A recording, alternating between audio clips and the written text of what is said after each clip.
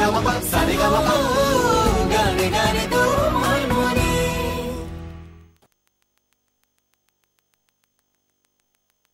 ओ लाल मोरी पत रखियो बला झूले लाल रे ओ लाल मोरी। আসানসোলের তিলোত্তমা বর্ধমানের শান। আজকের সন্ধ্যার এই গান শুনে পলাশ পলাশ হলো আমার প্রাণ। डली भर डाला डाला रे नमक इश्क का। तान्या क्या बात है। माले मलमल परफॉर्मेंस। आली मोरे अंगना दर सलवारम आली मोरे अंगना। बाप रे बाप पागल হয়ে গেছে আজকে তানিয়া। जबरदस्त गाया आपने। अब के सावन ऐसे बरसे बह जाए रंग मेरी चुनर से भीगे तन मन जियारा कर से चमके रंग गरम। ছোটবেলা থেকে সারেগামাপাটা আমার কাছে বরাবরই একটা স্বপ্নের মঞ্চ ছিল। আমি ভাবতাম এখানে আমি কবে গাইতে পারবো। আজকে যখন আমি এখানে গাইতে পারছি, আমি শুধু না আমার সাথে আমার ফ্যামিলি মেম্বারদেরও স্বপ্ন সার্থক করতে পারছি। তাই থ্যাঙ্কস টু জি বাংলা সারেগামাপা। এত লোক ওর গান শুনছে দেখছে, সেজন্য আমি ভীষণ নিজেকে গর্বিত বোধ করছি। আমার অনেক দিনই স্বপ্ন ছিল যে তানিয়া একটা ভালো জায়গায় একটা গান করুক। আজ আমার সেই স্বপ্নটা আমার পূরণ হয়েছে। এই প্ল্যাটফর্মটা জি বাংলা করে দিয়েছে বলে জি বাংলাকে আমার অসংখ্য ধন্যবাদ।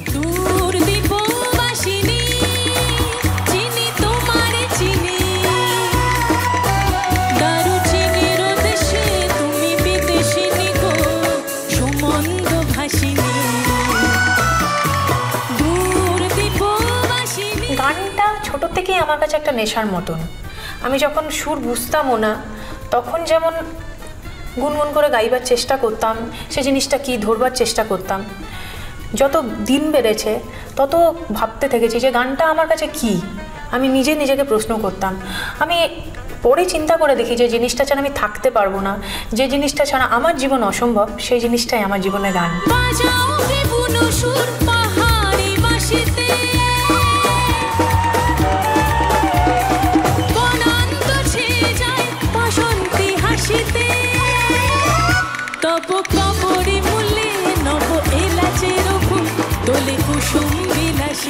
বাড়িতে আমাদের গানের পরিবেশ প্রথম থেকেই ছিল। আমাদের বাড়িতে সবাই মানে মোটামুটি গান জানে, কাকারা পিসিরা, আমার ঠাকুমা খুব ভালো গান জানতেন। তো হয়তো ঠাকুমা চেয়েছিল আমি গানটা গাই, এবং বাবাকে ওনার যাওয়ার আগে বলে গিয়েছিল আর যাই হোক তানিয়াকে গানটা শেখাতে হবে। আমি তখন মনে মনে আমি ঠিক করলাম যে যেমন করেই হোক আমি তানিয়াকে আমি গান শেখাবই।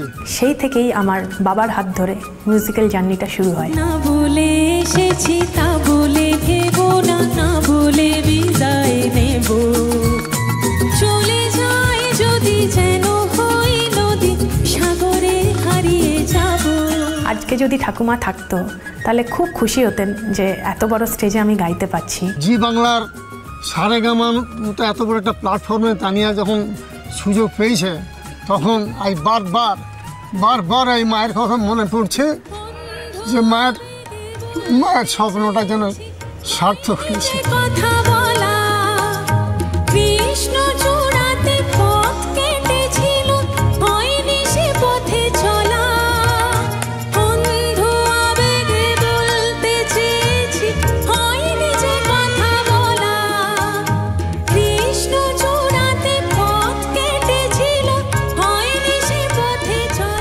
একেবারে ছোট আমি শুনেছি আমি খুব দুষ্টু ছিলাম। তো মা বলতো আমাকে খেতে দিয়ে গেছে, আমি নাকি খেতাম না, কিন্তু পিসি যখন গানটা গাইতো আমার সামনে আমি চুপ করে শুনতাম। খুব ছোটবেলায় ও আমার হারমোনিয়ামের বেলো ধরতো, তখন থেকেই বুঝলাম যে এ খুব ভালো গান করবে। ওর যখন 3.5 বছর বয়স, তখন আমি ওর মুখ থেকে প্রথম আমি রবীন্দ্রসঙ্গীত জাগরণে যাই বিভাভরি এই গানটি আমি শুনি। তখনই আমি বুঝলাম যে এর মধ্যে গানকে ভীষণ ভালোবাসে, এ গান করলে একজন ভালো শিল্পী হতে পারে। এবং এরপরে মা আমাকে পাড়ার এক গুরু, মানে আমার প্রথম গুরু শ্রীমতী সতী বন্দ্যোপাধ্যায়, ওনার কাছে নিয়ে যান। উলঙ্গিনী নাচে রণরঙ্গে আমরা নৃত্য করি সঙ্গে, উলঙ্গিনী নাচে রণরঙ্গে আমরা নৃত্য করি সঙ্গে, উলঙ্গিনী নাচে রণরঙ্গে। সতীদেবী কাছে শিখতে শিখতে দিলীপ মণ্ডল মহাশয় ওনার কাছে শেখাবার জন্য বাবা তৈরি হয়ে গেলেন। আমি যেখানে থাকতাম তো সেখান থেকে তো আসানসোলের দূরত্ব 18 থেকে 20 কিলোমিটার। তো বাবা আমাকে প্রত্যেক রবিবার 40 মিনিট জার্নি করে অত দূর নিয়ে যেত এবং আমাকে নিয়ে আসতো। কিন্তু এখন বুঝতে পারি বাবা কত পরিশ্রম করেছে আমার জন্য। আজকে গান গাইতে পারছি, অবশ্যই বাবারই কৃতিত্ব সব থেকে বেশি। দশদিক আধার করে মাতিল দিক বসনা, চলে বন্যে শিখা নাগা রসনা, দেখে মরিবারে ধাইছে পতঙ্গে, উলঙ্গিনী নাচে রণরঙ্গে, আমরা নৃত্য করি সঙ্গে, উলঙ্গিনী নাচে। বাবা অসম্ভব ভালো রবীন্দ্রসঙ্গীতটা গাইতো। আমার খুব ভালো লাগতো বাবা যখন গাইতো, আমি চুপি চুপি সেগুলো শুনতাম। পরে বাবা সেগুলো দেখে আমাকে ডেকে নিয়ে এসে কিছু কিছু রবীন্দ্রসঙ্গীত শিখিয়ে দিয়েছিল। রবীন্দ্রসঙ্গীত, নজরুলগীতি, বিশেষ করে এই ক্লাসিক্যাল তো আমার হলো প্রাণ। তো বাবা সেজন্যই চেয়েছিল যে আমি ক্লাসিক্যালটা শিখি, এবং দিলীপ মণ্ডলের পর উনি আমাকে বর্ণালী চ্যাটার্জির কাছে ভর্তি করে দেন। ও আমার কাছে যখন প্রথম এসে তখন একদম ছোট্ট, মানে 5-6 এরকম পড়েও, আর আমি কলেজ। এখনো কিন্তু বর্ণালীর কাছে কিন্তু গান করেই যাচ্ছে এখন। যেহেতু আমি পাটিয়ালা শেখাই, সবাইকে পাটিয়ালা ঘরানা করাই, তাই আমাদের ওপেন ভয়েসে গান করাটা শেখানো হয় বরাবর। দিদি আমাকে প্রায় বলতো তোর রেঞ্জটাকে কাজে লাগা, এবং আজকে তার জন্যই আমি সারেগামাপার মঞ্চে সুফি গান বা এই ধরনের গান গাইবার সুযোগ পেয়েছি। ও যে ফলো করেছে আমার ঘরটাকে, সেটার জন্য আমি প্রচণ্ড খুশি, খুব খুশি। সেই খুশি আমি বলে বোঝাতে পারবো না। থ্যাঙ্কস টু জি বাংলা আমাকে এই প্ল্যাটফর্মটা দেওয়ার জন্য, কারণ সব জায়গায় এই গানগুলো গাওয়ার আমি সুযোগ পেতাম না। ও লাল মোরি পত রখিও বালা ঝুলে লাল রে, ও লাল মোরি পত রখিও বালা ঝুলে লাল রে, সিন্ধরি দা শেবল দা সখী শাবাশ कलंदर, अली दम दम दे अंदर, अली दा पहला नंबर, दमादम मस्त कलंदर, दमादम मस्त कलंदर, दमादम मस्त कलंदर, दमादम मस्त कलंदर। ओ लाल मोरी पत रखियो बाला झूले लाल, सिंधरी दा शेवर दा सखी शाबाश कलंदर। ছোটবেলায় বাবা প্রচুর কম্পিটিশনে আমাকে পার্টিসিপেট করাতো।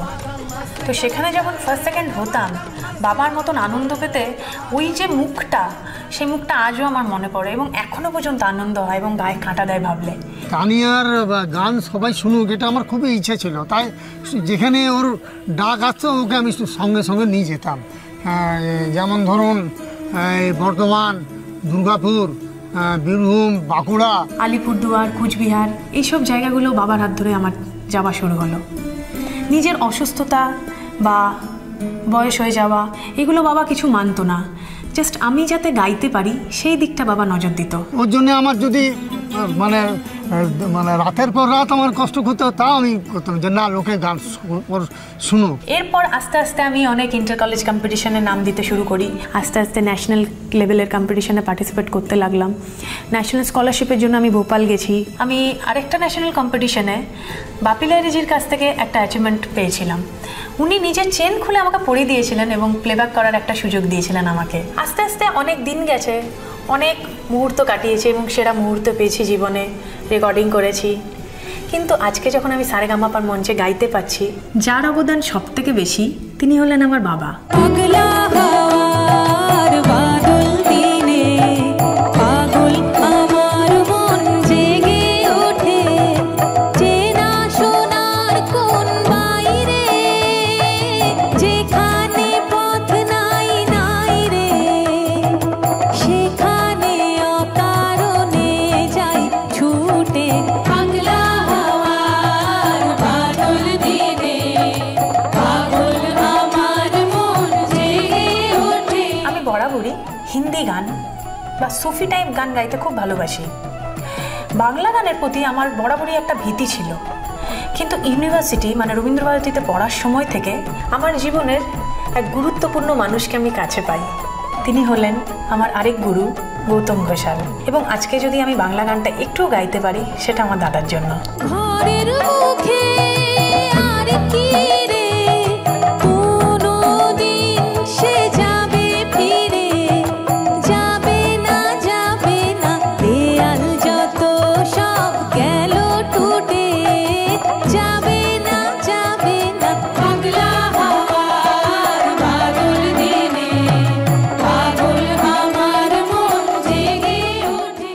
গান বাজনার জন্য আমার হাজব্যান্ড মানে জর্জ হচ্ছে লাকি চার্ম।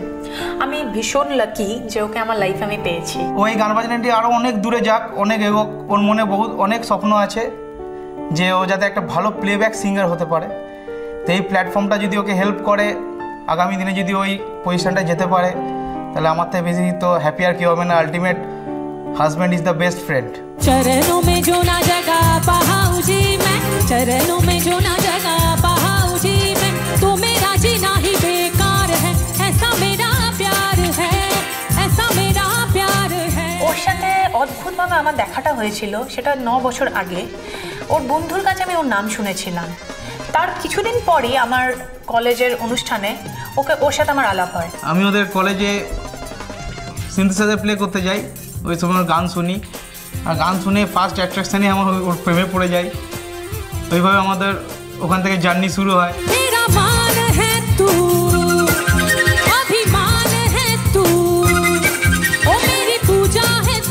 ও খুব ভালো একজন মিউজিশিয়ান এবং আমাদের সব সময় সেজন্য সেই 9 বছর থেকে আমাদের বেশিরভাগ সময়টা কেটে এসছে সুরে সুরে।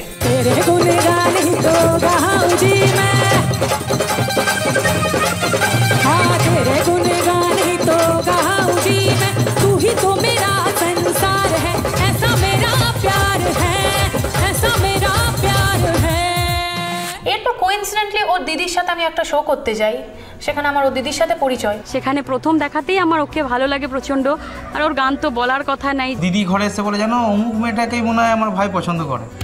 মানে কি ভাই যখন বাজাচ্ছে ওর দিকে তাকাতাকি করছে, ওর দিকে তাকাতাকি করছে, স্টেজের মধ্যে আমার গড়বড় মনে হয়েছিল। হ্যাঁ, তো আমি তারপরে দিদিকে সব বলি যে দিদি এরকম ম্যাটার। তো জেনে ভালো লাগলো। 6 বছর 7 বছর ধরে ওদের এই সম্পর্ক, তারপরে এই সম্পর্কটা বিবাহ বন্ধনে দুজনে একসাথে যুক্ত হয়। बन्नो रे बन्नो मेरी चली ससुराल को, आँखियों में पानी दे गई, दुआ में मीठी गुड़धानी ले गई, रे कबीरा मान जा रे फकीरा। আর আমি ভগবানের কাছে এটাই প্রার্থনা করি যাতে আমার দুজনের ভিতরে গান বাজানো নিয়ে শুরু, গান বাজানো নিয়ে আছি, যাতে দুজন গান বাজানো নিয়ে এন্ড পর্যন্ত থাকতে পারে।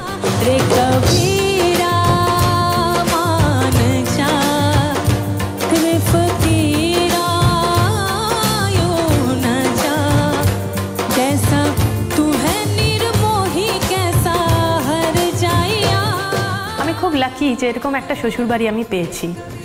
আমার শ্বশুরবাড়ি হচ্ছে পুরো গান বাজনার ফ্যামিলি। আমার দিদি, জামাইবু, আমার হাজব্যান্ড সবাই গান বাজনার সাথে যুক্ত।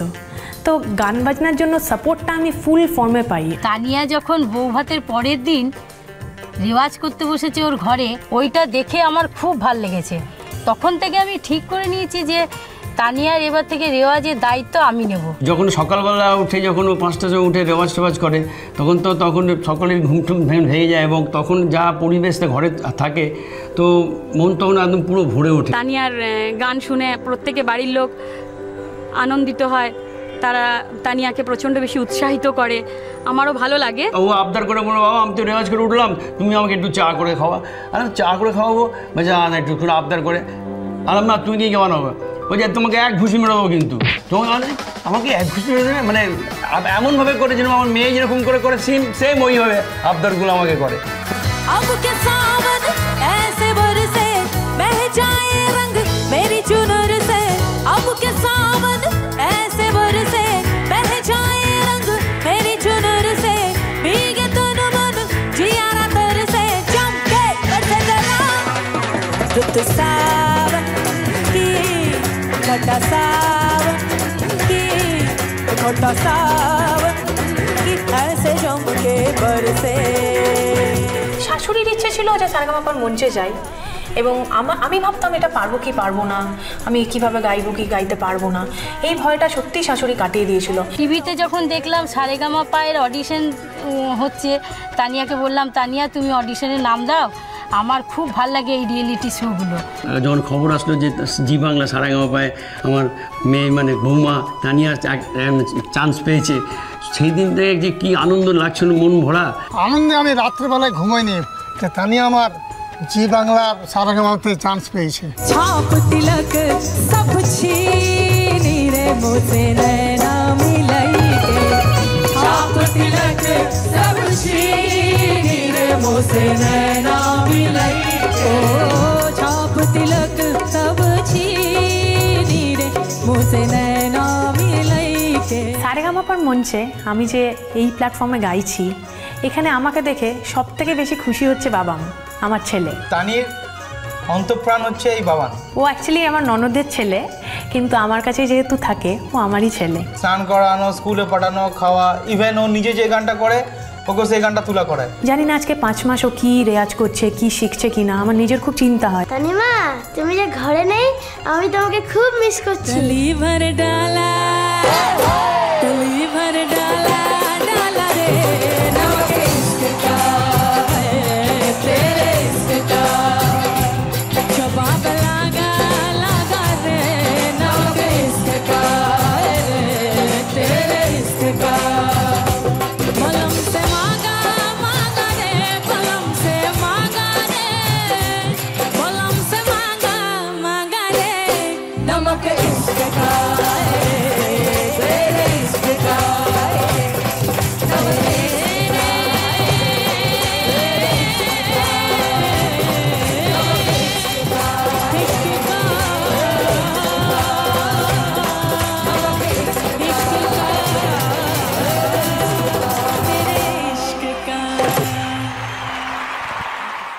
আপনারা তো তানিয়ার গানের গলা শুনেছেন, ও প্রচণ্ড ভালো গান গায়, কিন্তু ওর ঝগড়ার একটা স্পেশাল গলা আছে। প্রচণ্ড ঝনঝন আওয়াজ দিয়ে একটা বিশাল ঝগড়ার একটা গলা ওর আছে। এত টর্চার করছে, বিয়ের পরে এত ঝগড়া করে, এত চিল্লায় যে আমার কথা বলাটা এখন নিজেকেই কম করে দিতে হয়েছে। ও যার ভক্ত, ওর মা বাবার চেয়ে বোধহয় ওর বেশি ভক্ত, ও মানে ও বরের বেশি ভক্ত, বিকজ কান্না কাটি সারাক্ষণ করছে, আমি থাকবো না এখানে, তুমি কোথায় আছো জর্জ, তুমি কোথায় জর্জ, আমি তোমার কাছে যাবো জর্জ। ও আমাকে বলে আমি নাকি বেশি কথা বলি না, চুপচাপ হয়ে গেছি। আসলে আমি সুযোগও দেবে কথা বলা, তবে না বলবো করে সারাক্ষণ চিল্লাতে থাকে রুমের মধ্যে, সবাইকে পাগল করে মারে শুধুমাত্র ওর গলা দিয়ে। রথিদা ওর নাম দিয়েছে কিং কং, বিকজ ও যে কোনো কথাতে ও একটা অদ্ভুত, ওর একটা মানে জোর থাকে। তানিয়া মানে তানিয়াটা এরকম আর কি, মানে তানিয়া যখনই বলে এখানে বলে আর কি, কখনো নিচেও বলে না। তো ও যখন রেয়াজ করে তখন ওই ফ্লোরে আর কেউ রেয়াজ করতে পারে না, ওই একমাত্র যে সাটা যখন লাগায় তখন বাকি সবাই চুপ করে যায়, আর সিম্পলি কারোর কিছু বলার থাকে না। যারা আমাদের মিউজিশিয়ান থাকে তারা ওকে সম্বর্ধনা দেয় হচ্ছে বলে এরকম একটা চিল্লায়, কেন করলে এটা তুমি, মানে এইভাবেই ওর কথাটা শুরু হয়। আমরা সবাই রামভক্ত হনুমান কথাটা শুনেছি, তানিয়া হচ্ছে আমাদের সারেগামাপার বরভক্ত King Kong, she is a King Kong. Basically তানিয়াদি চেহারায়, বয়সে সব কিছুতে বড় হয়েছে, বাট মনটা এইটুকু।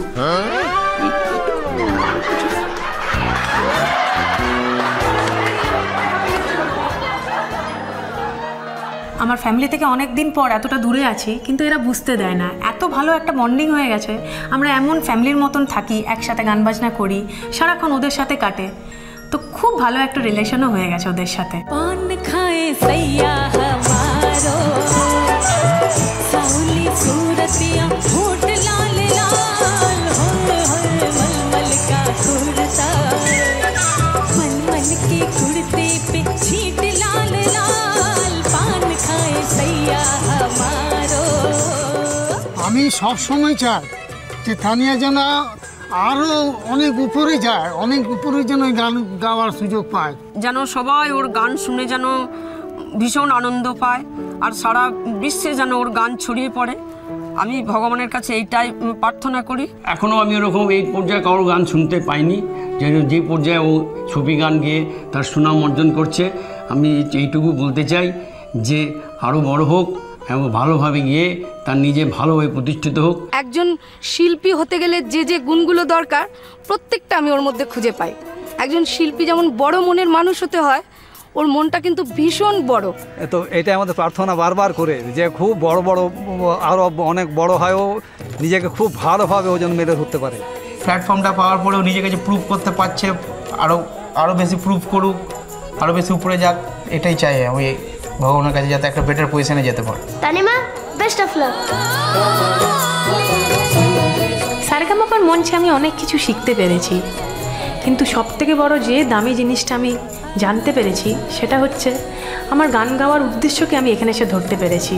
আমার পারফরমেন্সের পরে যখন মানুষ ফোন করে বলছে তোর গান খুব ভালো হয়েছে, তখন আমার একটা অদ্ভুত ফিলিংস হচ্ছে। সেই ফিলিংসটাই আমার কাছে সবথেকে বড় শ্রেষ্ঠ পাওনা। একদিন সারেগামাপার জার্নিটা শেষ হয়ে যাবে, তখন জীবনের আরেকটা জার্নি আমি শুরু করব। আমার গান দিয়ে মানুষের মনের ভেতরে পৌঁছে যাওয়া, আরও মনের কাছাকাছি পৌঁছে যাওয়া, এটাই হবে আমার আরেকটা উদ্দেশ্য।